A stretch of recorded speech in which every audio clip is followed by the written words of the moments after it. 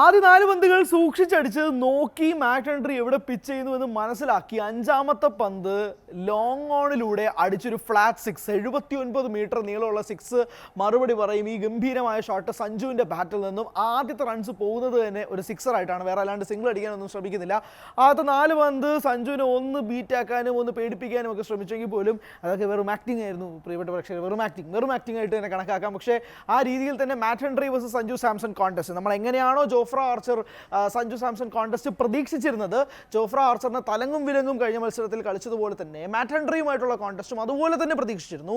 എന്നാൽ ആദ്യത്തെ ഓവറിൽ മെയ്ഡനിലേക്ക് നീങ്ങുമോ എന്ന് പ്രതീക്ഷിച്ചിരുന്നിടത്ത് നിന്നാണ് അഞ്ചാമത്തെ പന്ത് കൃത്യമായി ലോങ് ഓണിലൂടെ ഒരു 6, അതും 79 മീറ്ററാണ്. അഹമ്മദാബാദ് സ്റ്റേഡിയം എന്ന് പറയുന്നത് നല്ല നീളമുള്ള വിസ്തീർണമുള്ള ഗ്രൗണ്ടാണ്. സ്വാഭാവികമാണ് ലെഗ് സൈഡും ഓഫ് സൈഡും ഒക്കെ അതനുസരിച്ച് ഉള്ള ഏരിയ ഉണ്ട്, സ്ഥലമുണ്ട്, സ്ട്രൈറ്റും അത്രയാണ്. പക്ഷേ 79 മീറ്റർ അടിച്ചിട്ട് പോലും ആ ബൗണ്ടറി ക്വസ്റ്റൻ അത്രേ ഉള്ളൂ.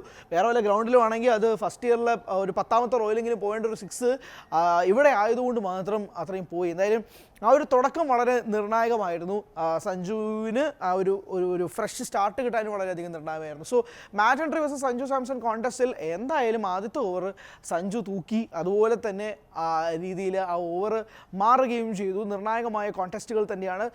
ന്യൂസിലൻഡ് കൃത്യമായിട്ടാണ് ജേക്കബ് ഡഫി ഇറക്കുകയും ചെയ്തത്. സോ ന്യൂസിലൻഡ് കൃത്യമായിട്ട് അവരുടെ പ്ലാൻസ് സ്റ്റിക്ക് ഓൺ ചെയ്തിരിക്കും. അതനുസരിച്ച് ഇന്ത്യക്ക് മുന്നോട്ട് പോകാൻ കഴിയുമെന്ന പ്രതീക്ഷയോടുകൂടി തന്നെയാണ് നമ്മൾ പ്രതീക്ഷയുടെ 2 ഭാരങ്ങൾ നമ്മുടെ 2 പ്രധാനപ്പെട്ട ഓപ്പണേഴ്സിലും വെക്കുന്നത്. അതും സഞ്ജുവിന് ഫൈനലിലേക്ക് കളിക്കുമ്പോൾ ആ പ്രഷർ ഇപ്പം തന്നെ ആ കളി കാണുമ്പോൾ പോലും നെഞ്ചെടുപ്പാണ്. കാരണം അപ്പോൾ പിന്നെ ആ പ്ലെയേഴ്സിൻ്റെ അവസ്ഥ ആലോചിച്ച് നോക്കണം. ആ പാക്ഡ് ക്രൗഡാണ്, ഒരു സീറ്റ് പോലും വേക്കൻ്റ് അല്ല.